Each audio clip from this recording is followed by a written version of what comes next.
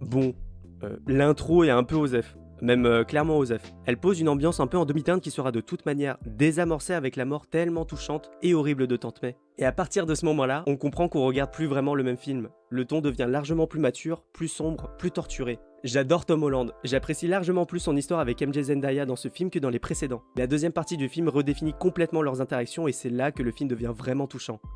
Je passe volontairement les méchants complètement anecdotiques, qui font des blagues, qui sont méchants mais pas vraiment. Je passe aussi le fait que Peter arrive à battre le sorcier suprême grâce à ses cours de maths, bon. Le fait que les 3 Peter concoctent en 5 minutes dans un lycée l'équivalent de 10 ans de thèse et d'études pour faire leur vaccin, parce qu'au fond, oui c'est sûr, on va réussir à trouver autant de qualités que de défauts. Mais les défauts, pour moi, sont assez mineurs comparés aux énormes qualités que le film nous propose. Du fanservice tout du long. C'est le film que nous, fans, attendions tous avec impatience. Cette fin, cette conclusion, c'était la meilleure manière et la façon la plus intelligente de donner un nouveau départ à Peter Parker et Tom Holland. Parce que c'est ce que c'est ce film en réalité, un nouveau départ. Et l'annonce d'une nouvelle trilogie avec Tom Holland me rassure sur le fait que le ton sera plus adulte, plus mûr, et il pouvait pas trouver mieux. On le sentait déjà un peu dans son combat contre le bouffon vert, on sent la puissance des coups, la rage, la haine, la colère, on sent que les combats de Spider-Man ont step up dans ce film et c'est vraiment bien. Tom Holland et Peter Parker grandissent, ça fait du bien de les voir enfin évoluer. Le décès de Tante May et les épreuves qui vont suivre lui permettent de devenir adulte et c'est plaisant d'assister à ça.